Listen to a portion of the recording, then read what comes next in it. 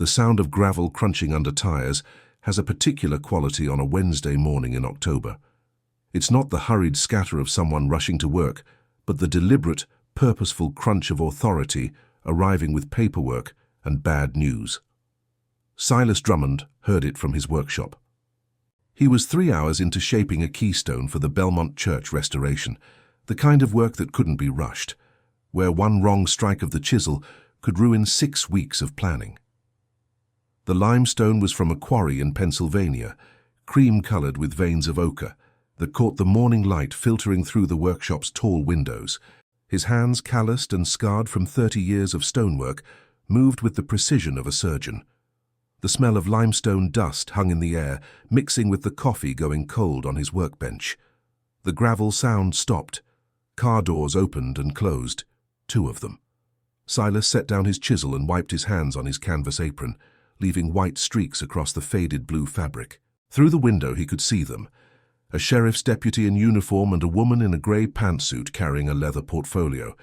The deputy's hand rested casually on his duty belt, not threatening, just present. The woman looked tired, the kind of tired that comes from delivering bad news for a living. They knocked on the workshop door, 3 sharp raps that echoed through the converted barn. Silas knew that knock.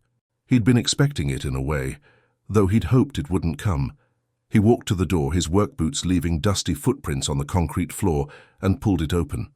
The October air rushed in, carrying the smell of dead leaves and approaching winter. "Mr. Drummond?"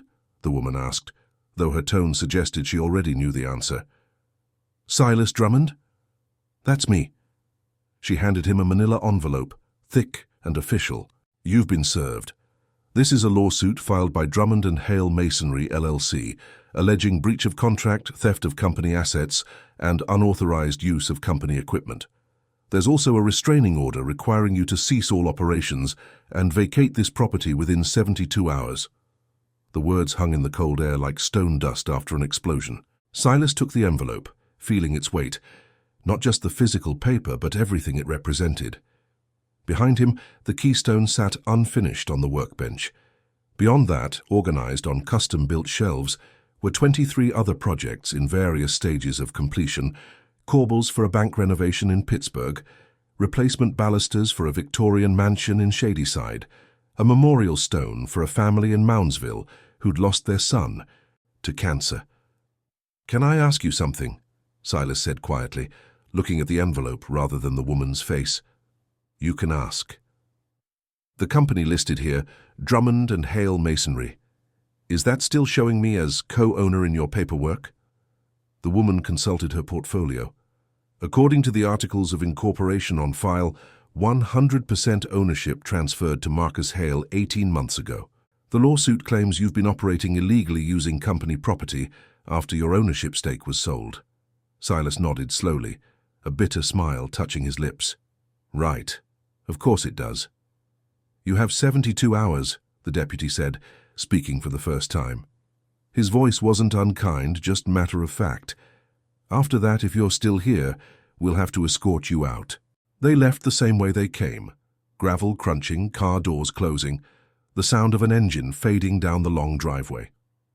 Silas stood in the doorway of his workshop, the workshop he'd built with his own hands 15 years ago, holding an envelope that said it wasn't his anymore. None of it was his anymore, apparently, not according to the paper. To understand how Silas Drummond ended up holding that envelope, you have to go back 30 years, to a different version of Wheeling, one that still believed in itself. 30 years earlier, Silas was 22 when he started his apprenticeship with Domenico Castellano, a third-generation stonemason who'd learned the trade from his grandfather in Calabria before immigrating to West Virginia in the 1950s. Domenico's shop was in a brick building on Main Street that smelled perpetually of limestone dust and the espresso he made on a hot plate in the corner. "Stone," Domenico would say, his thick accent turning the word into poetry. "Stone remembers everything. You make a mistake, the stone knows. You rush, the stone knows. You work with respect, the stone cooperates." Silas learned to read stone the way other people read books. He learned which limestone would hold a delicate carving and which would crumble under pressure. He learned that sandstone had a grain, like wood, and you had to work with it or face disaster. He learned that marble was temperamental, beautiful but vengeful, and required a steady hand and steady nerves. Most importantly, he learned patience. The trade was dying even then. Young men in Wheeling wanted jobs in the steel mills or the coal mines, hard work that paid immediately, not the slow, meticulous craft of stone carving. When Domenico had a heart attack in 1998, bent over a block of Indiana limestone for a courthouse restoration, his 3 sons had already moved to Columbus and Cleveland. They didn't want the business. Silas, by then 26 and Domenico's most skilled apprentice, bought the shop with a loan from the local credit union. The monthly payment was $427, which seemed impossibly large at the time. He renamed it Drummond Stone and Restoration and printed business cards on his girlfriend Jennifer's computer. For 8 years he worked alone. The work was constant, but unpredictable. A church would need its facade repaired. A historical society would commission reproduction corbels for a demolition salvage. A wealthy family would want a custom fireplace mantel. Each job was different, each stone unique. Silas would spend days or weeks with a single piece, coaxing it into the shape it wanted to become. He married Jennifer in 2002. They bought a small house on Wheeling Hill with a view of the Ohio River. She worked as a paralegal at a downtown firm. Together they made enough to be comfortable. Not rich, but comfortable. They talked about kids someday when the business was more stable. Then Marcus Hale walked into his workshop. Marcus was 41, just about Silas's age, with the kind of energy that fills a room before he even speaks. He'd worked in commercial construction in Charleston, managing crews that built shopping centers and office parks. He wore boots, but they were spotless. He carried a clipboard even when there was nothing to write. "I've been watching your work," Marcus said, admiring a set of pilasters Silas was carving for a bank lobby. "You're an artist, but you're thinking too small. How do you figure? You're one guy in a workshop taking on jobs that pay maybe $5,000–10,000. You spend 3 months on a project and make less than a construction worker makes in 6 weeks. Marcus set down his clipboard and leaned against the workbench. What if we scaled up? What if instead of you carving one fireplace mantel, we had a crew fabricating decorative stone elements for entire housing developments? What if instead of bidding on church restorations, we bid on university campus renovations? $1 million contracts. Silas had thought about expansion before, but always dismissed it. Stonework doesn't scale like that. It's craftsmanship, not production. Then we combine them. You do the design work, the technical stuff. I handle the business side, contracts, crews, equipment. We become the premier masonry and restoration company in the tri-state area. Marcus pulled out a folder. I've already got 3 potential contracts lined up. The university in Morgantown wants to restore their original buildings. There's a private developer building a luxury hotel in Pittsburgh who wants custom stonework throughout. The state has a grant program for historical restoration. I know how to write those grants. Silas looked at the pilaster on his bench, half finished. He thought about Jennifer, who'd been talking lately about how her sister's husband had just made partner at his firm in Columbus. He thought about the mortgage payment, the equipment that was breaking down, the jobs he had to turn away because he couldn't handle the volume alone. What kind of partnership are you thinking? Marcus smiled. 50-50, equal partners. Your expertise, my business sense. We rename it Drummond and Hale Masonry. We register as an LLC, share profits, share decisions. Partners. They shook hands in the workshop that day. October sunlight streaming through the windows, limestone dust floating in the air like possibility. The first 2 years were extraordinary. Marcus wasn't lying about his connections. The contracts materialized. A $400,000 restoration project at West Virginia University, a $600,000 job providing custom architectural elements for a Pittsburgh hotel, a $200,000 residential development where every house got Drummond and Hale stone facades and custom masonry features. They hired a crew, 8 skilled masons, 3 apprentices, 2 general laborers. They leased a larger facility, a former warehouse with enough space for multiple projects simultaneously. They bought equipment, diamond blade saws, pneumatic chisels, laser measuring systems, a flatbed truck with a crane for moving large stones. Silas worked 18-hour days, designing, overseeing, problem-solving. Every project needed his eye, his expertise. A foreman could manage the basic work, but when something delicate needed carving, when a historical element needed to be replicated exactly, when a client wanted something custom, that required Silas. Marcus handled everything else. He met with clients, negotiated contracts, managed payroll, dealt with suppliers. He was good at it, really good. He knew when to be aggressive on price and when to be flexible. He knew which contractors to partner with and which to avoid. He could read a zoning regulation and find the loophole that made a project feasible. The company grew. Revenue jumped from $200,000 a year to $1.2 million in year 2, then $2.3 million in year 3. They weren't getting rich. Most of the profit went back into equipment, facility improvements, and building a reputation, but they were building something real, something sustainable. Jennifer was proud of him. Her friends asked if he was hiring.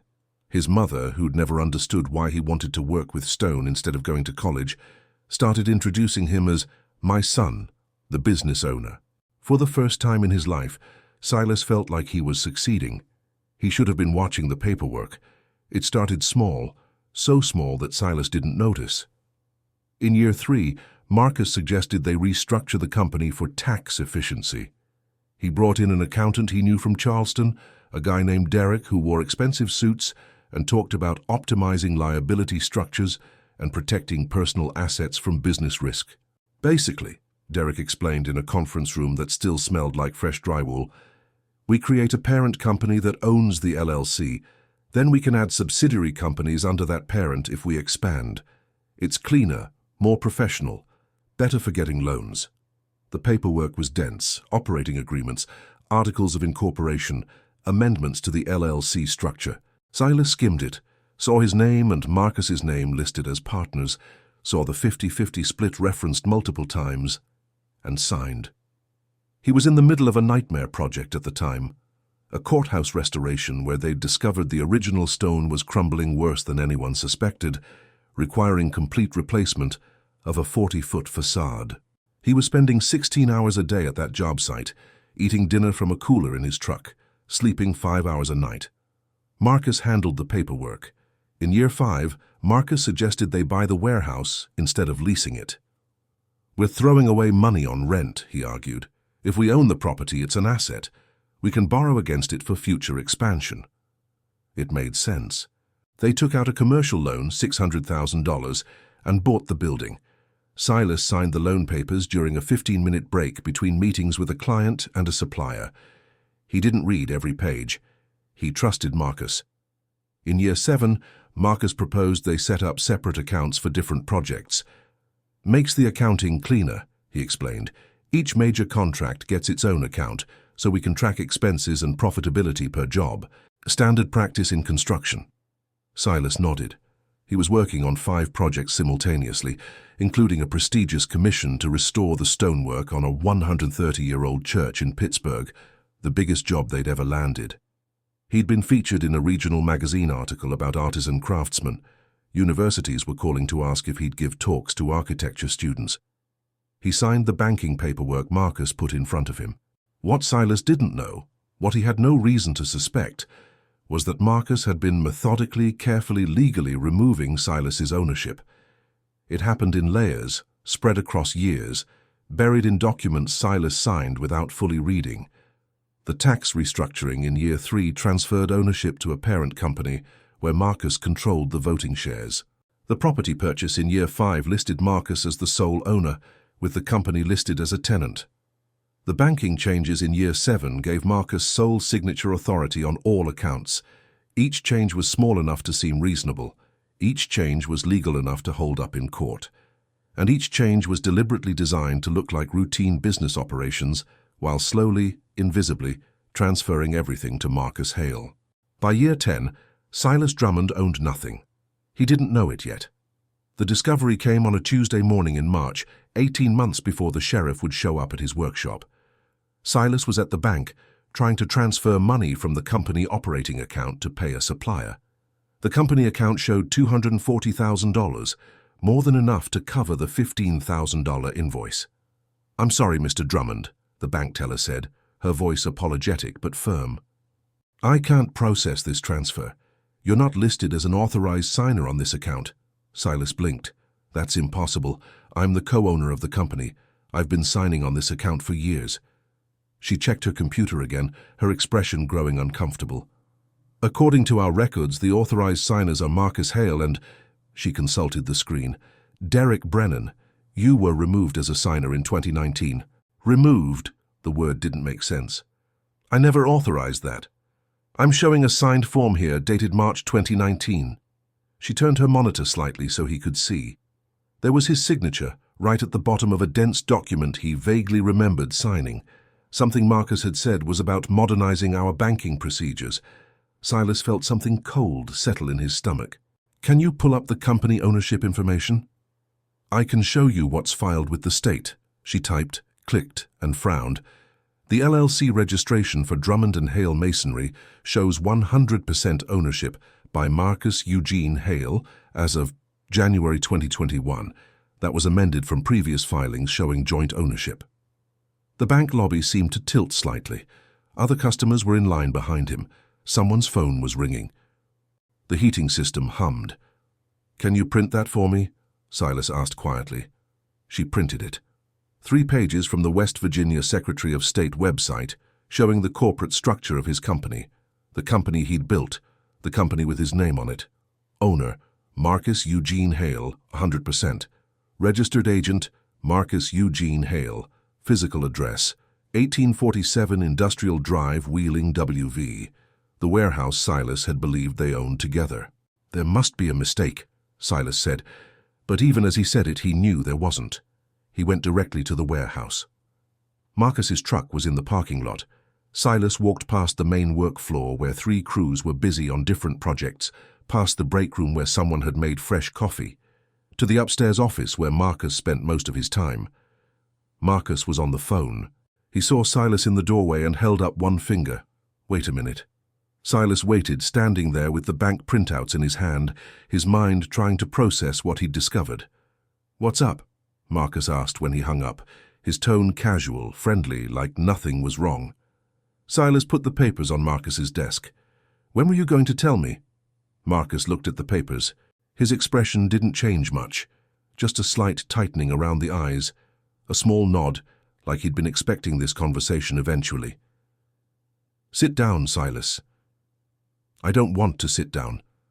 I want you to explain why the state of West Virginia thinks you own 100% of a company that's supposed to be 50-50. Marcus leaned back in his chair. He didn't look guilty. He looked tired, resigned, like a man who'd been carrying a secret and was almost relieved to put it down. Because the company outgrew the 50-50 structure, Marcus said. I've been bringing in 90% of the business. I handle all the contracts, all the negotiations, all the risk. You're a craftsman, Silas, a great one, but you don't understand the business side. You never did. So you just took it? We were partners. We were partners. Past tense. I bought you out. You never bought me out. I never sold. Marcus opened a drawer and pulled out a folder. You signed the documents 3 different times. The restructuring in 2018, the property transfer in 2020, the final reorganization in 2021. Every document was notarized. Every signature is yours. He spread the papers on the desk. Silas saw his signature at the bottom of each one, witnessed and notarized. He remembered signing them, Marcus presenting them during busy periods, explaining they were routine business updates, tax documents, liability protections. You lied to me about what I was signing. I simplified. You weren't interested in the details. Every time I tried to discuss corporate structure, your eyes glazed over. You wanted to work with stone. Fine, I let you work with stone, but I built the company. The unfairness of it struck Silas like a physical blow. I trained every mason we have. I designed every major project. I'm the reason clients hire us instead of some cheaper fabrication shop. And I pay you very well for that. You make $75,000 a year plus benefits. That's more than any other mason in the state. I'm not an employee. I'm a co-owner. You were a co-owner. You're not anymore. You signed away your ownership. If you didn't read what you were signing, that's not my problem. It's yours.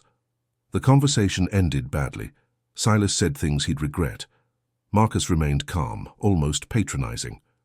When Silas finally left, slamming the door hard enough to make the windows rattle, Marcus was already back on his phone arranging another contract. Silas hired a lawyer the next day. The legal nightmare. Attorney Michael Chen's office was in a converted house on Wheeling's Market Street, sandwiched between a bail bondsman and a tax preparation service. Chen was 45, with a reputation for handling small business disputes. His fee was $275 an hour, which seemed impossibly expensive until he explained that business litigation typically cost $50,000 minimum. "Walk me through this from the beginning," Chen said, spreading Silas's collected documents across a conference table that had once been someone's dining room. Silas explained the partnership formation, the growth years, the reorganizations he'd signed without reading carefully. Chen took notes, occasionally asking questions, his expression professionally neutral. When Silas finished, Chen spent 20 minutes reviewing the documents in silence. Finally, he set down his pen. "The bad news," Chen said, "is that these documents appear to be legally valid.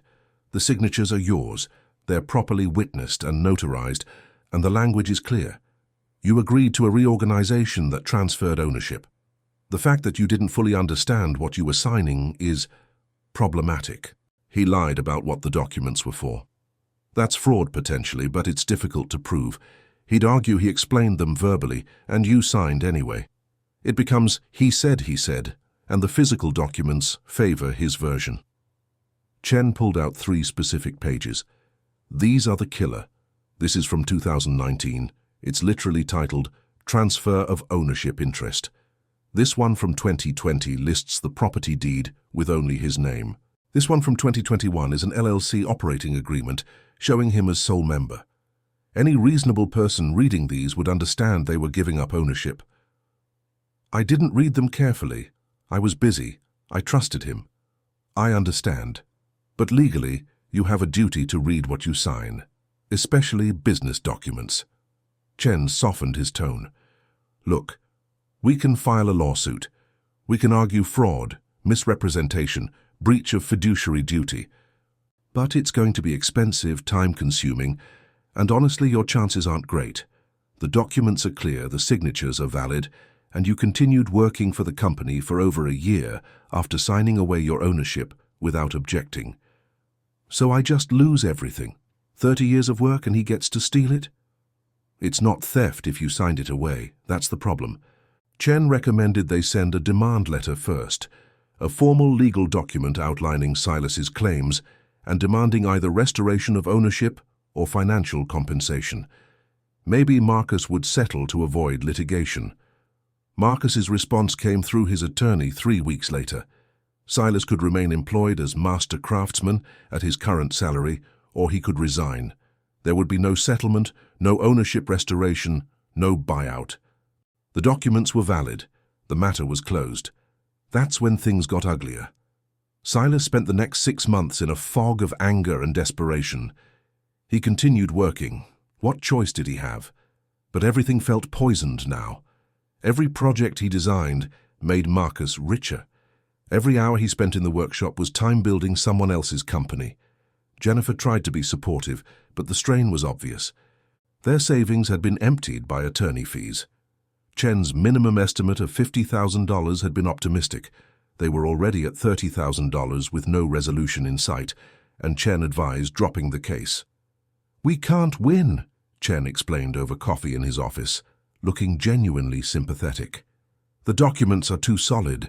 Unless you can prove he fraudulently induced you to sign them, and I mean prove with evidence, not just your word against his, no judge is going to overturn contracts you willingly signed." Silas left that meeting and drove to nowhere in particular, eventually ending up at Wheeling Park, sitting on a bench overlooking the creek. It was late September, the trees starting to turn. He watched the water flow past and thought about 30 years of his life flowing past with it. He should let it go, accept defeat, keep the job, keep paying the bills, keep his head down. But something in him refused. That night, lying awake at 2 a.m., he had a thought. If Marcus had forged documents once, maybe he'd done it before. Maybe there were other discrepancies. Maybe there was evidence hidden in plain sight. The next morning, Silas went to the county clerk's office. The paper trail. The Ohio County Clerk's office was in the City-County building, a stone structure built in 1930 that Silas had actually worked on during a restoration project years earlier. He knew the building intimately, had replaced 3 window surrounds and repointed the entire west facade.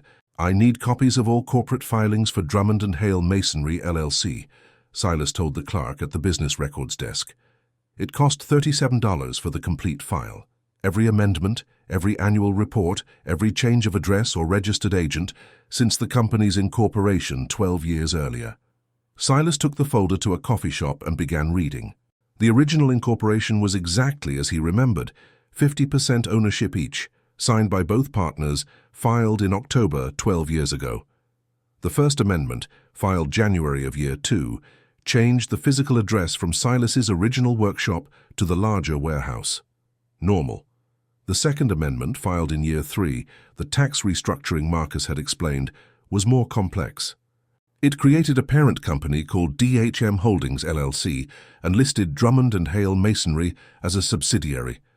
Both Marcus and Silas were listed as members of DHM Holdings, but not with equal shares. Silas stared at the numbers. Marcus Hale, 51% voting shares. Silas Drummond, 49% voting shares. That was news. Marcus had always said it was still 50-50.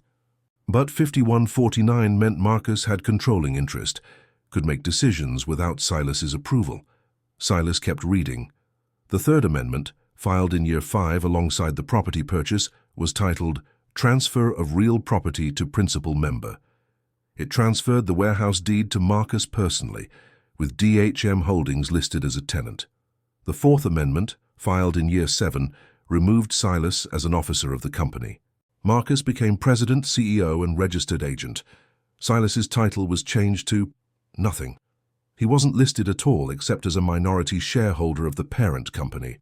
The Fifth Amendment, filed in year 10. Wait. Silas read it 3 times. The Fifth Amendment, filed January 15th, year 10, transferred Silas's 49% minority stake in DHM Holdings to Marcus Hale in exchange for $50,000 and other valuable consideration. Silas had never received $50,000, had never agreed to sell, had never even seen this document before. But there was his signature at the bottom, witnessed and notarized by Derek Brennan, Marcus's accountant friend. The signature looked right, the same way he always signed. But Silas had no memory of signing this specific document. He pulled out his phone and called Derek's office. The receptionist said Derek was no longer with the firm, had moved to Florida 2 years ago. No forwarding number available. Silas sat back in the coffee shop booth, his untouched latte going cold, staring at a signature that was his, but also somehow wasn't. And then he remembered. Year 10, January. He'd broken his wrist falling off a scaffold at a job site. He'd been in a cast for 8 weeks. He remembered signing documents awkwardly with his left hand during that period, Marcus bringing papers to his house while he was recovering. But this signature wasn't left-handed.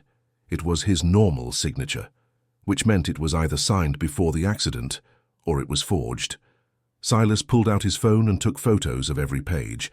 Then he went to the next stop on his investigation, the bank. Getting bank records required a subpoena, which required a lawyer, which required money Silas didn't have. But he had something better. Rachel Morrison, his neighbor's daughter, who worked as a teller at the same bank where Drummond & Hale kept their accounts. "I need a favor," Silas said when he coincidentally ran into her at the grocery store, "and it's probably not exactly legal." Rachel was 26, smart, with student loans that would take 15 years to pay off. She'd grown up next door to Silas and Jennifer, had babysat for them before they'd decided not to have kids, and still called Silas Mr. D. "How illegal are we talking? I need to know if $50,000 was ever transferred from a company account to my personal account in January 10 years ago." Rachel understood immediately. She'd heard about the ownership fight from her parents. "I could get fired? I know, I wouldn't ask if it wasn't important." She thought about it for exactly 3 seconds. "Email me the account numbers and the date range. I'll check the archives." 2 days later, Rachel called. There's no record of any $50,000 transfer to your account, ever.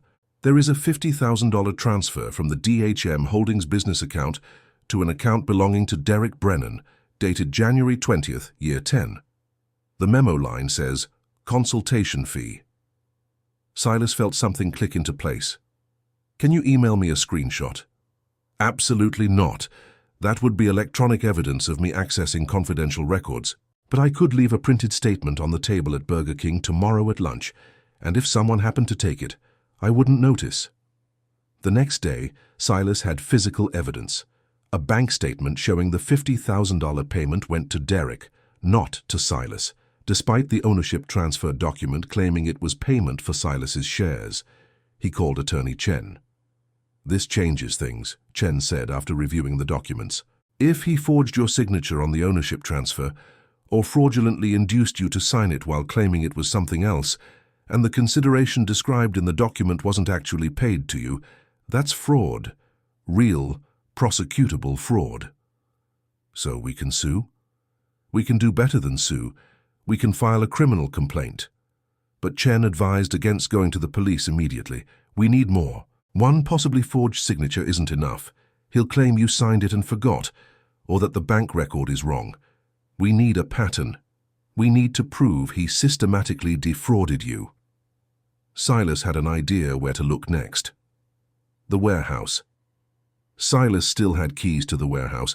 Marcus hadn't thought to take them away, apparently not concerned about Silas as a threat.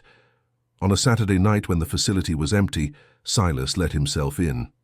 He felt like a criminal, sneaking around his own workplace. The building was dark except for the emergency lighting. His footsteps echoed on the concrete floor as he made his way to the second-floor offices. Marcus's office was locked, but Silas had watched him enter the code on the electronic keypad 100 times. 2711, Marcus's birthday. The office looked different at night. Neat, organized, corporate. Marcus's desk was dominated by a large computer monitor and a leather desk pad. Filing cabinets lined one wall. Silas wasn't sure what he was looking for. Evidence, something, anything. He started with the filing cabinets. They were labeled by year and category. Contracts, invoices, corporate documents, personnel. The corporate documents drawer for year 10 contained what Silas needed. There was a folder labeled Ownership Restructuring January. Inside were copies of the documents filed with the state, including the transfer agreement that supposedly sold Silas's shares for $50,000. But there were also drafts, multiple drafts, printed and handwritten notes in Marcus's distinctive scrawl. The first draft showed the transaction dated January 10th, 5 days before Silas broke his wrist. The second draft showed it dated January 30th, 2 weeks after. The final version, the one filed with the state, showed January 15th, right in the middle, during the time Silas was recovering and signing documents awkwardly with his left hand. But the signature on the filed version wasn't awkward or left-handed. It was perfect. Silas pulled out his phone and photographed everything. Then he found something even better, a small notebook in the back of the drawer, the kind used for random notes and reminders. The handwriting was Marcus's. Most of it was boring. Meeting notes, phone numbers, project reminders. But one page, dated January 8th of year 10, said, D. Brennan, practice S signature, check notary availability. Transfer docs need completion before end of Q1 for tax optimization. Practice S signature. Practice Silas's signature. Silas photographed it with shaking hands. He searched for another hour, finding more evidence. Emails Marcus had printed and filed discussing the buyout with Derek before ever presenting documents to Silas. Financial projections that showed Marcus planning to take sole ownership. A draft operating agreement that explicitly mentioned removing S. Drummond from ownership structure. By the time Silas left the warehouse, it was 3 a.m. He had 78 photos on his phone documenting systematic fraud spanning years. He went home, transferred the photos to his computer, backed them up to 3 different places, and emailed copies to Attorney Chen with a subject line, "We need to talk Monday morning." Then he slept for the first time in months. Monday morning, Attorney Chen's office felt different. He'd brought in a colleague, Patricia Vance, a specialist in white-collar crime who'd worked as a prosecutor, before going into private practice. "This is strong," Vance said, scrolling through the photos on Chen's laptop. "Really strong. The note about practicing your signature, that's consciousness of guilt. Combined with the bank records showing the payment went to someone else, and the multiple draft documents with changing dates. This is a prosecutable case." "So we go to the police?" Silas asked. "Not yet," Chen said. "First we use this leverage. We file a lawsuit alleging fraud, forgery, and theft. We attach this evidence. We serve Marcus at the business during working hours, in front of his employees and clients. We make it public, messy, and expensive for him. Then we offer him a choice: settle on our terms, or we refer the matter to the prosecuting attorney for criminal charges." "What are our terms?" Chen and Vance had already discussed it.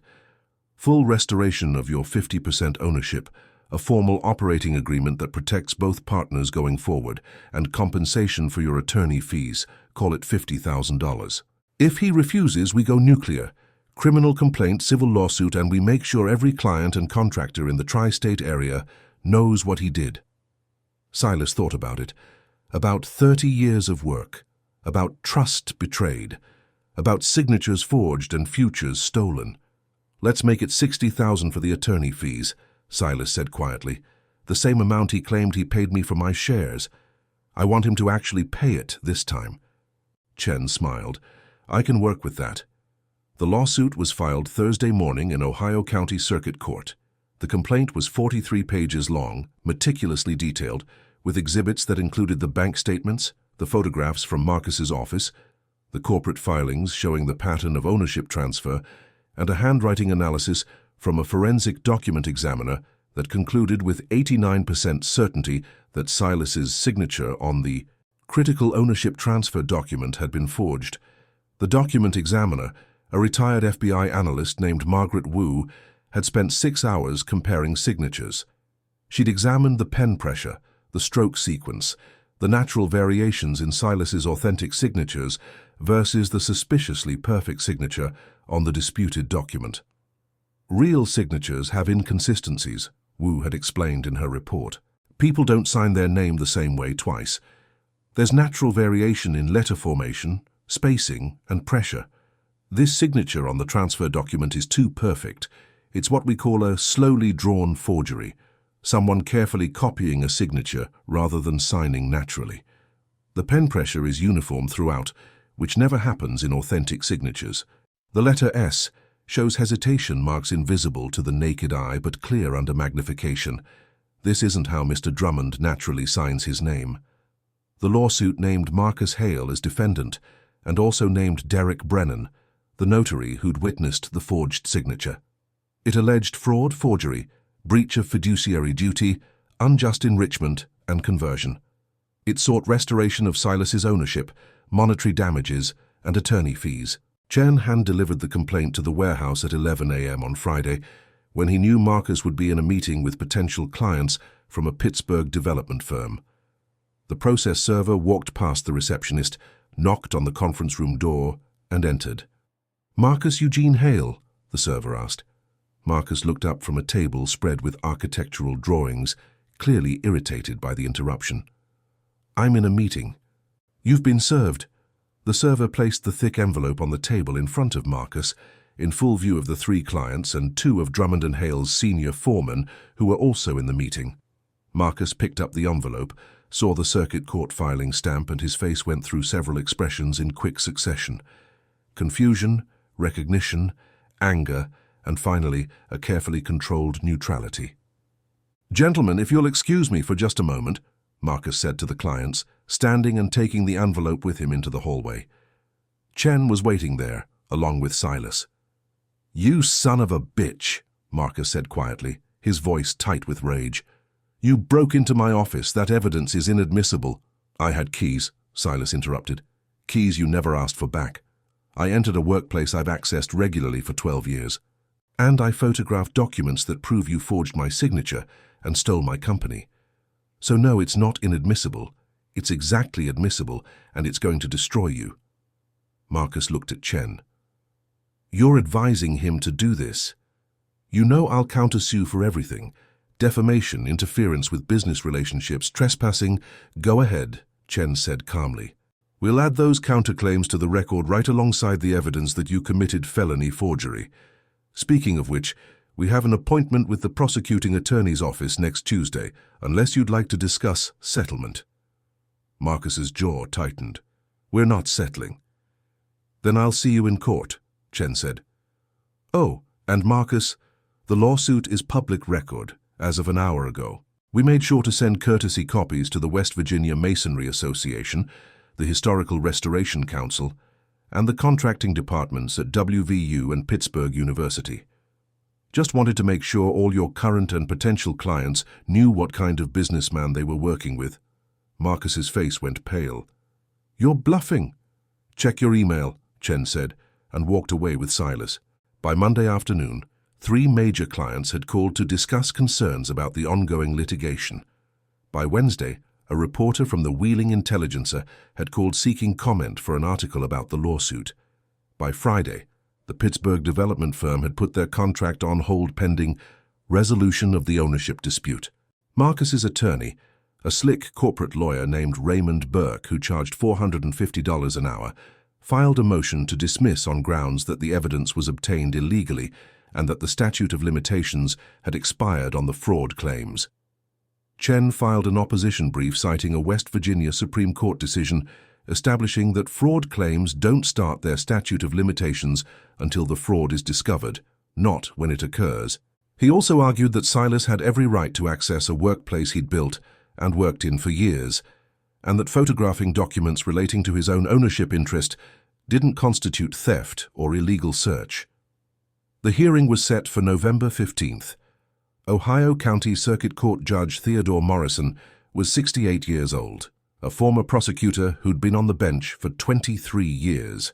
He had a reputation for no-nonsense jurisprudence and a particular distaste for corporate fraud cases. The courtroom was surprisingly full for a civil motion hearing. Word had spread through Wheeling's small business community, partly because of the Intelligencer article, partly because Chen had made sure to mention to several contractors that the hearing was public record. Marcus sat at the defendant's table with Attorney Burke, wearing an expensive suit and an expression of offended dignity. He looked like the victim here, like a successful businessman being unfairly attacked by a disgruntled employee. Silas sat with Chen and Vance wearing a sport coat that Jennifer had bought him for their anniversary years ago. His hands were calloused and scarred, his face weathered from 30 years of outdoor work. He looked exactly like what he was, a craftsman, not a corporate executive. Burke argued first, his voice smooth and confident. Your Honor, this is a case of a former business partner suffering buyer's remorse. Mr. Drummond willingly signed multiple documents over multiple years, transferring his ownership interest. He was represented by counsel at the time. He wasn't, Chen interrupted. That's a misrepresentation. Dysor had the opportunity to seek counsel, Burke continued without missing a beat. He read and signed documents transferring ownership. He accepted employment and compensation from the company for over a year after the final transfer, without objecting.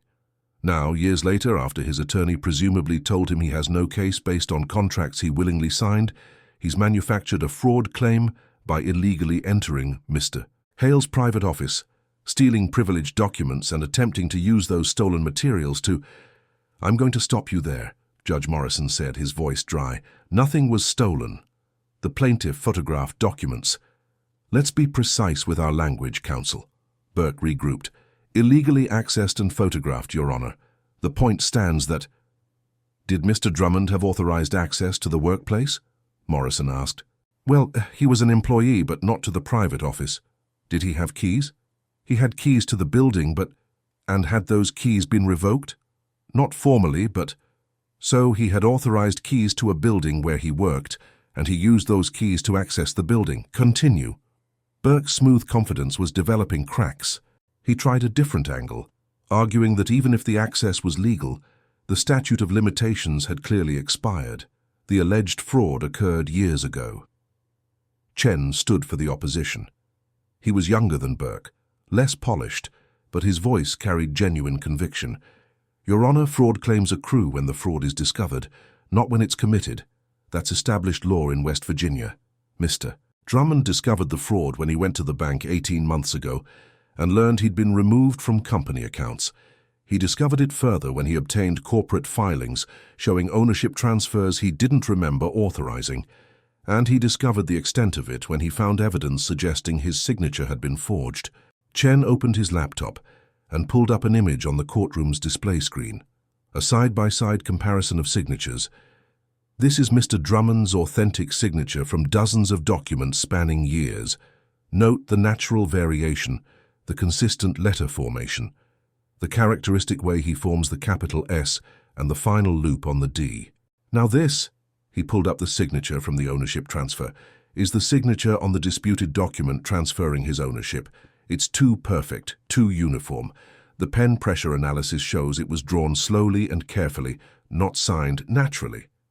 Morrison leaned forward, studying the images. You have an expert opinion on this. From Margaret Wu, a forensic document examiner with 30 years of FBI experience. Her full report is in our exhibits. She concludes with near certainty that this signature is a forgery. Burke objected. The defense hasn't had opportunity to examine this expert or challenge her findings. Then you'll have that opportunity at trial, Morrison said. This is a motion to dismiss, counsel. At this stage, I'm only determining whether the plaintiff has stated a plausible claim. Continue, Mr. Chen. Chen showed more evidence. The notebook page with Practice S signature in Marcus's handwriting. The bank statements showing the $50,000 went to Derek Brennan, not Silas. The draft documents with changing dates. The emails discussing removing Silas from ownership. This isn't buyer's remorse, Chen said. This is systematic fraud. Mr. Hale methodically over years transferred assets and ownership from his partner to himself, using forged documents and false representations. He told Mr. Drummond he was signing routine business paperwork when he was actually signing away his life's work. And when Mr. Drummond finally discovered what had happened, he found evidence that his signature had been forged on the critical document. Morrison was silent for a long moment, looking at the evidence displayed on screen. Then he looked at Marcus. Mr. Hale, did you write this note about practicing someone's signature? Burke jumped in. Your Honor, my client doesn't have to testify at this proceeding. I'm not asking for testimony. I'm asking if this is his handwriting. Marcus stood. Your Honor, that note is taken out of context. I was discussing a project where we needed to replicate historical signatures on a memorial stone. On January 8th, the same month as the ownership transfer you claim Mr. Drummond willingly signed? That's coincidence. Morrison leaned back in his chair. Mr. Burke, your motion to dismiss is denied. This case is going to trial. Discovery begins immediately, and I want both parties to engage in good faith settlement discussions, because if this goes to a jury and Mr. Drummond prevails, I'm going to be looking at sanctions and possible criminal referrals. The gavel came down. They met in a conference room at a neutral attorney's office 3 weeks later. Marcus brought Burke and a financial advisor. Silas brought Chen, Vance, and a grim determination to not back down. Burke started with an insulting offer, $100,000 cash for Silas to walk away and sign a non-disclosure agreement. We're not settling for cash, Chen said immediately. Our demand is simple, restoration of Mr. Drummond's 50% ownership, a formal operating agreement with equal voting rights and equal access to financial information, and $60,000 to cover attorney fees. Those terms are non-negotiable. That's ridiculous, Burke said. The company has debt, obligations, ongoing contracts. You can't just insert Mr. Drummond back into ownership. We're not inserting him. We're restoring what was stolen. Marcus spoke for the first time, his voice tight. You're going to destroy the company, Silas. These clients we've lost because of your lawsuit, they're not coming back. The reputation damage, that's real. If you push this to trial, even if you win, there won't be a company left worth owning. Silas looked at him across the conference table. This man he'd trusted, worked alongside, built something with. You should have thought about that before you forged my signature. I never forged. Don't lie to me, Marcus, not anymore. We both know what you did. The only question now is whether you want to make this right quietly or whether you want a jury to hear all about it. The negotiation lasted 4 hours. Burke kept trying to restructure the settlement. Maybe Silas could come back as a 25% minority shareholder. Maybe he could have profit sharing instead of ownership. Maybe they could phase in the restoration over 5 years. Chen rejected every variation. 50% ownership, equal voting rights, proper operating agreement, that's the deal. Finally, around 6 p.m., Marcus slumped in his chair. He looked exhausted, defeated, 10 years older than when they'd started. Fine, we'll do it, but I want protections too. A formal partnership agreement that says neither partner can sell their shares without the other's approval. A salary structure for both of us that's locked in. A dispute resolution process that doesn't involve lawsuits. Chen looked at Vance, who nodded slightly. These were reasonable protections that would actually benefit Silas too.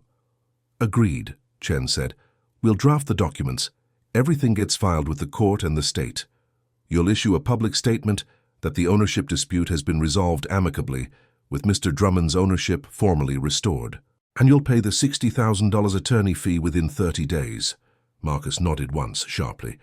I want it in writing that Silas obtained those photographs from my office through legitimate means, and I'm not pursuing any claims related to that. Done. They shook hands mechanically, without warmth. The lawyers would handle the paperwork. As they were leaving, Silas stopped at the door. Marcus? Marcus looked up, wary. Why'd you do it? We were partners. We were building something good. For a moment, Marcus's corporate facade cracked, and something genuine showed through, maybe regret, maybe just exhaustion. Because I was building it. You were just working. I was the one negotiating contracts at midnight, dealing with angry clients, managing cash flow problems you never even knew about. I started to resent you getting half of everything when I was doing 90% of the actual business work. It felt unfair. So you made it fair by stealing everything? I thought I was just correcting an imbalance, taking what I'd actually earned. Marcus shook his head. I'm not proud of it, for what it's worth. Silas considered that. It's not worth much, but I appreciate you saying it. He walked out into the November evening, where Jennifer was waiting in their car.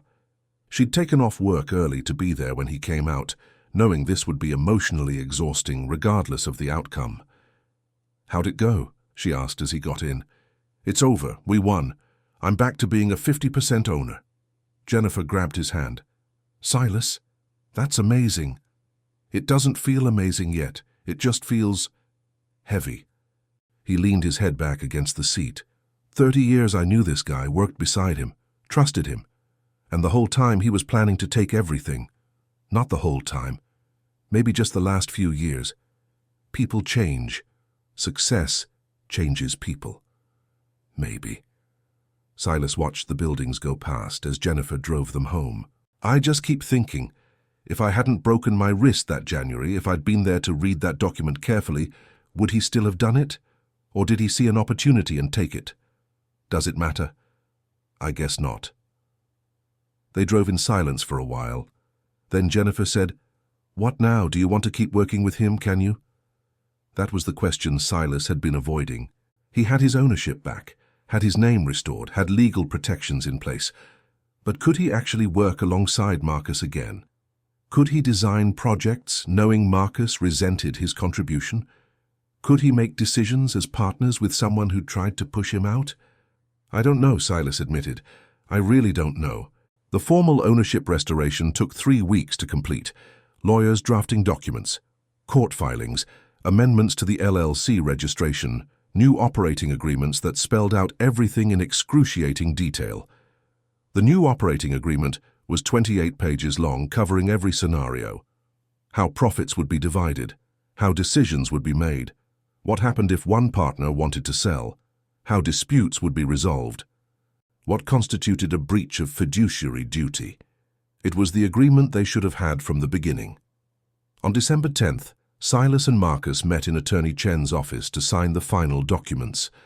They sat on opposite sides of the conference table, two men who'd once been friends reduced to business partners, held together by legal contracts. This certifies that as of today, Drummond and Hale Masonry, LLC, is owned equally by Silas Drummond and Marcus Hale, 50% each. Chen read from the document. Both partners have equal voting rights, equal access to financial records, equal authority to make decisions. Neither partner may sell, transfer, or encumber their ownership interest without written consent of the other partner. They signed. The notary witnessed. It was done. Marcus left immediately afterward without speaking. Silas stayed, feeling strangely empty now that the fight was over. "How do you feel?" Chen asked. "Like I won, but I also lost," Silas said. "I got my ownership back, but the partnership is poisoned. The trust is gone. Every decision we make together is going to be weighted with what happened." "That's probably true," Chen agreed. "You have options, though. The operating agreement includes a buyout provision. If the partnership becomes unworkable, either partner can trigger a process where one buys out the other at fair market value." "How would that work?" "You'd get the company independently appraised, then either partner can offer to buy the other's share at that price, or accept being bought out at that price. It's designed to be fair. You can't lowball the offer because the other person can force you to take that same lowball price for your shares." Silas thought about it. The company was worth... what? Hard to say. Based on revenue and assets, probably $3 to $4 million. His half would be $1.5 to $2 million, enough to retire comfortably, enough to start something new, enough to walk away from Marcus Hale forever. "Can I think about it?" "Take all the time you need." Silas went back to work the Monday after the ownership restoration was finalized. The warehouse felt different now, legally his again, but emotionally foreign. The crews greeted him normally. They'd all known about the lawsuit, had taken sides privately, but now just wanted things to return to normal. Marcus was in his office upstairs, door closed. They didn't speak. Silas went to his workshop, where the keystone for the Belmont Church still sat unfinished, abandoned months ago when the sheriff had served papers. He picked up his tools and went back to work. The limestone was patient. It had waited. It would wait longer if needed. Over the next 2 weeks, Silas and Marcus developed a cold working relationship. They communicated through email and the project manager. They attended separate meetings with clients. They divided responsibilities. Silas handled all design and technical craftsman work. Marcus handled business development and contracts. They were partners on paper, strangers in practice. It was functional but miserable. Just before Christmas, a new opportunity arrived, a major restoration project at the West Virginia State Capitol building in Charleston. It was the kind of prestige project that came along once a decade. Replacement of the building's deteriorated stone facade. A $12 million contract that would take 3 years and establish whoever completed it as the premier masonry firm in the state. The state's procurement office wanted to meet with both partners to discuss the bid. Silas and Marcus drove to Charleston together in silence. 3 hours in Marcus's truck, not speaking. The radio filling the void with Christmas music that felt grotesquely cheerful given the circumstances. At the meeting, the state architects spread blueprints across a massive conference table. The building was 90 years old, its limestone facade crumbling from acid rain and decades of deferred maintenance. The project would require matching the original stone, replicating period-appropriate carving techniques, coordinating with historical preservation requirements. "This is complicated work," the lead architect said. "We need a firm that can handle both the technical restoration and the business management. We need partners who can work together seamlessly, because this project will have constant challenges and decisions that need both expertise and business judgment." Silas and Marcus looked at each other across the conference table. The unspoken question hung between them. Could they work together on something this big, this important, this long, given everything that had happened? "Can you give us a moment?" Marcus asked. They stepped out into the Capitol hallway, standing beneath marble columns and brass fixtures. "I can't do this," Silas said. "I can't spend 3 years working beside you, pretending we're partners, when all I can think about is what you did." Marcus nodded slowly. "I know. I feel the same way. Not because I hate you, but because I can't escape what I did. Every time I see you, I'm reminded of it." "So what do we do? One of us buys out the other. You wanted to trigger the buyout clause? Do it. Let's get the company appraised. and one of us walks away with cash, the other keeps the company. And this project? Silas gestured toward the conference room. Whoever keeps the company bids on it alone, clean break. They went back into the meeting and told the architects they needed more time, that there were internal restructuring decisions pending. The state gave them until January 15th to submit a bid or decline. The appraisal came back in early January. Drummond and Hale Masonry LLC was worth $3.7 million. Each partner's 50% share was valued at $1.85 million. Chen explained the buyout process. One of you makes an offer to buy the other's shares at a specific price. The other person can either accept and sell their shares, or they can force the offer maker to sell their shares at that same price. It prevents lowball offers. Silas thought about it for days. Did he want the company? It was his life's work, his reputation, his craft. But it was also poisoned by Marcus's betrayal, tied to memories of trust broken and years stolen. Or did he want the money? $185 million was more than he'd ever imagined having. He could retire, travel, start a small studio doing custom work only, help Jennifer's nephew pay for college, donate to trade schools to train the next generation of craftsmen. On January 10th, 5 days before the state capital deadline, Silas made his decision. He called Marcus. I'll buy you out. $185 million for your shares, paid over 3 years with interest. You walk away clean, I keep the company. There was a long silence on the phone. Then Marcus said, Counteroffer, $2.2 million paid over 5 years. I need time to figure out what's next. Silas almost said no. Marcus didn't deserve favorable terms. But then he thought about it pragmatically. The company could afford $2. $2 million spread over 5 years, and it would be worth it to have Marcus gone completely. Deal. But you're gone immediately. You don't work here, don't come to the building, don't contact clients. Clean break. Agreed. They signed the buyout agreement on January 13th. Marcus Hale sold his 50% stake in Drummond and Hale Masonry to Silas Drummond for $2.2 million, to be paid in monthly installments over 5 years. The company was officially renamed Drummond Stone and Restoration, back to the original name from 30 years ago. Marcus cleared out his office on a Saturday when nobody else was there. Silas came by afterward and found it empty, desk clean, files removed, nothing left but dust and the ghosts of 12 complicated years. On Monday, January 15th, Silas submitted a bid for the West Virginia State Capitol Restoration Project. He was the sole owner now, sole decision-maker, sole risk-taker. The bid was competitive, detailed, and confident. 3 weeks later, the state called. He'd won the contract. Summer in Wheeling has a particular quality. Humid, heavy, the Ohio River reflecting the sun like hammered brass. Silas stood on scaffolding 40 feet above the ground, examining a section of the Capitol building's facade he'd just completed. The new limestone fit perfectly against the old. The color matched precisely. The carved details identical to the original 1920s work. It had taken 18 months of 12-hour days, problem-solving, coordination with historical architects, management of a crew of 15 masons. Every day brought new challenges. Every week required decisions only he could make. It was exhausting. It was also the best work of his life. Mr. Drummond! One of the apprentices, a kid named Tyler, who'd started 6 months ago, climbed up the scaffolding. The delivery truck is here with the stone for the north section. Want me to have them unloaded in Bay 3?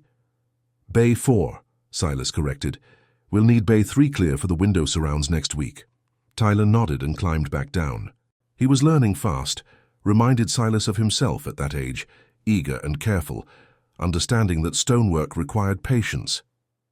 Silas's phone buzzed, a text from Jennifer. Dinner at 7, or are you working late again? He checked his watch, 4:30 p.m. He could wrap up by 6, be home by 6:30, actually have dinner with his wife like a normal human being. 7 now sounds perfect, he texted back. Running the company alone was harder than Silas had anticipated. Marcus, for all his faults, had been genuinely good at the business side. He'd known how to negotiate contracts, manage cash flow, deal with difficult clients. Silas had to learn all of that, and quickly.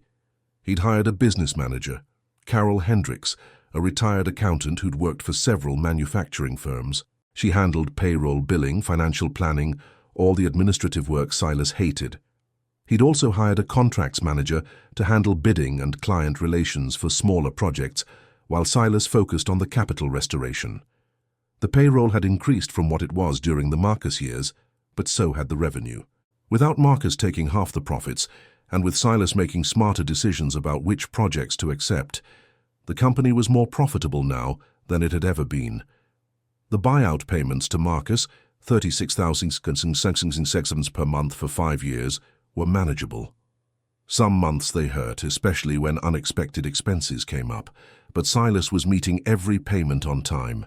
He'd spoken to Marcus only once since the buyout, a brief phone call 6 months ago, when Marcus called to say he'd started a property management company in Charleston. No masonry work. He was done with that. The call was cordial, distant, the way you might talk to a former colleague from a job you'd quit years ago. Silas didn't wish Marcus ill, but he didn't wish him well either. He just wished him gone, and in that regard the buyout had been worth every penny. On Saturdays, when the capital project was quiet and the crew had the day off, Silas went back to his original workshop, the converted barn behind his house, where this whole story had started with a sheriff's knock and a manila envelope. The keystone for the Belmont Church was still there, still unfinished. Silas had completed the project eventually, after everything settled, but he'd kept the original keystone as a reminder. He was working on something new now, a memorial stone for Jennifer's mother, who'd passed away in the spring. Nothing fancy, just a simple limestone marker with her name, dates, and a carved lily. Jennifer's mother had loved lilies. The work was slow, meditative. Each strike of the chisel removed a tiny bit of stone, revealing the shape hidden inside. It required patience, respect, and an understanding that you couldn't rush stone. It moved at its own pace. Just like justice, Silas thought. The legal battle had taken 9 months from discovery to settlement. The buyout had taken another year to finalize. The emotional recovery was still ongoing. He still felt flashes of anger when he thought about Marcus's betrayal, still had moments of wondering if he should have pushed for criminal charges instead of settlement, but mostly he felt peace. He'd gotten his company back. He'd gotten his name restored. He was doing the best work of his career on projects that would outlast him by generations. He was sleeping through the night again. He and Jennifer were talking about finally taking that trip to Italy they'd been postponing for years. The memorial stone for Jennifer's mother was coming along nicely. The lily petals were delicate work, requiring a light touch and careful planning. Silas had sketched the design months ago, let it sit, came back to it fresh.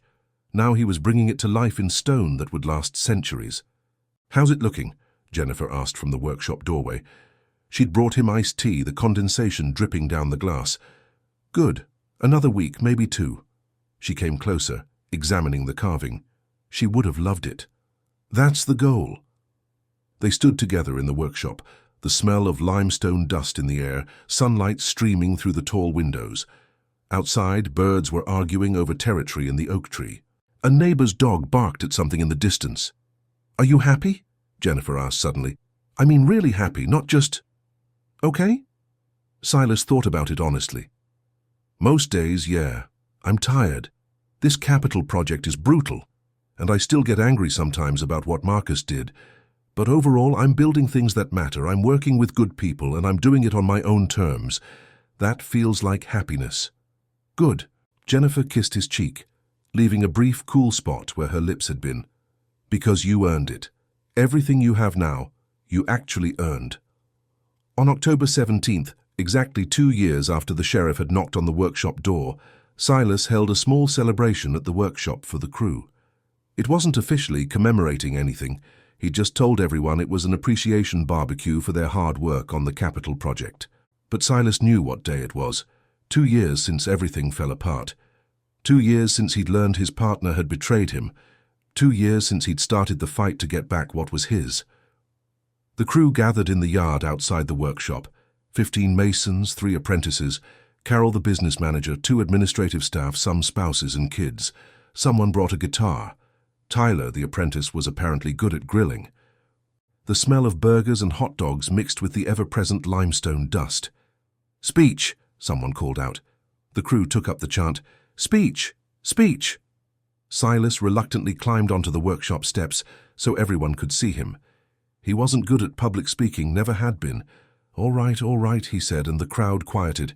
I'm not going to make this long because the burgers smell amazing and I want to eat. I just wanted to say thank you. This company has been through some rough times over the past couple years. A lot of you know about the ownership dispute and everything that happened. It was messy and painful, and there were moments I thought we might not make it through. He paused, gathering his thoughts. But we did make it through. And we didn't just survive. We're thriving. We're doing the best work any of us have ever done. We just won the biggest contract in the company's history. And we did it because every person here shows up every day and gives a damn about doing things right. Some applause, a few cheers. So this barbecue isn't just about free food, though the food is definitely a perk. It's about recognizing that a company isn't just paperwork and bank accounts. It's people. It's the guys who show up in January when it's 15 degrees and we still have to point brick. It's the apprentices who stay late to practice their chisel work. It's Carol making sure everyone gets paid on time, even when cash flow is tight. It's all of you. More applause. Silas felt uncomfortable with the attention and wrapped it up quickly. Okay, that's enough sentimental stuff. Let's eat before Tyler burns everything. Hey, Tyler protested, but he was grinning. The party went until dark, people lingering in the warmth of late autumn, reluctant to let the evening end. Silas sat on the workshop steps with Jennifer, watching his crew laugh and talk and bond over shared work and shared purpose. You built this, Jennifer said quietly. Not just the company, this community. Marcus helped build it too, Silas admitted. I can't pretend he didn't. The company wouldn't have grown without his business skills. Maybe. But he also tried to steal it. You fought to get it back.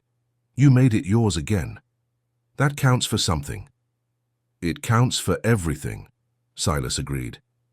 6 months later, on a cold March morning, Silas stood in the West Virginia State Capitol Rotunda as the governor cut a ribbon officially reopening the building's restored east facade. The ceremony was full of politicians and bureaucrats making speeches, but Silas was focused on the stone. The limestone panels were perfect, matched to the original color and texture, carved with the same techniques craftsmen had used in 1925. The Capitol building would stand for another century now, protected and preserved. Mr. Drummond? A young woman approached, a reporter from the Charleston Gazette-Mail. Can I ask you a few questions about the restoration? Sure. How does it feel to complete a project this significant? Silas looked up at the facade, at stone he'd personally carved and stone his crew had installed. Honestly, it feels like I'm just continuing work that started 100 years ago. The craftsmen who built this originally, they're gone, but their work remains. We're just making sure it keeps remaining. Do you see this kind of skilled stonework surviving in the modern era? So much construction now is about speed and cost-cutting. It'll survive if we train people. That's why I've started taking on more apprentices. These skills can't die with my generation. Someone has to pass them on. The interview lasted 10 minutes. The reporter seemed genuinely interested, not just looking for quotes to fill space. She asked about his background, his training, the ownership dispute with his former partner. That must have been difficult, she said, fighting to get your company back. It was, but worth it. Sometimes you have to fight for what's yours. The article ran the following Sunday, a feature piece with photos of the restored facade and a sidebar about the decline of traditional masonry skills. The article mentioned Drummond Stone and Restoration was hiring apprentices, training the next generation of stone craftsmen. By Monday morning, Silas had 12 emails from young people asking about apprenticeship opportunities. He hired 3 of them. On a Saturday in late April, 2 years and 6 months after the sheriff's knock, Silas was in his workshop finishing a set of custom corbels for a historic home renovation when someone knocked on the door. For a brief, irrational moment, his heart rate spiked, muscle memory from the day the sheriff had come with bad news. But it was just Tyler, the apprentice, now promoted to junior mason. "Hey, boss, got a minute?" "Sure, what's up?" Tyler stepped into the workshop looking nervous. "I wanted to run something by you. I've been thinking about starting my own small operation eventually. Not competing with you, I mean like way in the future, maybe doing residential restoration work in smaller towns. And I wanted to know, would you be okay with that? Like, would you see it as betrayal if I eventually left to start my own thing? Silas set down his chisel and really looked at Tyler. 24 years old, talented hands, good instincts with stone, the same hunger to build something that Silas had felt at that age. Tyler, if you want to start your own business someday, I'll be proud of you. That's not betrayal, that's the trade working the way it should. You learn from someone, then you pass it on. As long as you're honest, as long as you don't steal clients or badmouth me to get ahead, we're good. Tyler visibly relaxed. I was worried you'd think I was pulling a Marcus Hale. Marcus didn't betray me by wanting to build something. He betrayed me by lying and stealing. There's a big difference. Silas gestured around the workshop. I learned this trade from Domenico Castellano. He learned it from his grandfather. None of them thought I was betraying them by eventually starting my own company. That's how craft survives, by being passed on. Thanks, boss, that means a lot. After Tyler left, Silas went back to work on the corbels, but his mind was elsewhere. He was thinking about legacy, about what endures and what fades away. The buildings he'd restored would last generations. The stone he'd carved would outlive everyone currently alive. But the real legacy wasn't the stone. It was the knowledge, the skill, the understanding of how to work with stone that he was passing on to Tyler and the other apprentices. That's what Domenico had given him. That's what he was giving to the next generation. Marcus had tried to steal his company, his ownership, his life's work, and for a while it had felt like he'd succeeded. But looking back now, Silas realized something. Marcus had never actually had the power to take what mattered. The skill in Silas's hands, still there. The knowledge in his head, still there. The reputation he'd built through years of honest work, damaged temporarily, but restored. The ability to create, to teach, to continue the craft. Untouchable. Marcus had taken ownership papers and bank accounts, but he couldn't take the things that actually mattered. And in the end, Silas had gotten even the paperwork back. The sun was setting, casting long shadows through the workshop windows. Silas finished the last corbel and stepped back to examine the set. Perfect. Ready for installation Monday. He cleaned his tools, put them away in their proper places, swept the limestone dust into a pile that he'd dispose of properly. The workshop smelled like stone and old wood and accomplishment. Outside, Jennifer was probably starting dinner. The capital project would resume Monday morning. The apprentices would need guidance, the business would need managing. Life would continue with all its challenges and rewards. But tonight, standing in his workshop with clean tools and completed work, Silas Drummond felt something he hadn't felt in years. Simple, uncomplicated peace. He'd fought for what was his. He'd won. And now he was building something that would outlast everyone who'd ever tried to take it from him. That was justice. Not the dramatic kind from movies, but the real kind. The slow, patient, earned restoration of what had been stolen. The kind of justice that comes from refusing to give up, from documenting the truth, from fighting when fighting is hard. The kind of justice that, like stone, endures.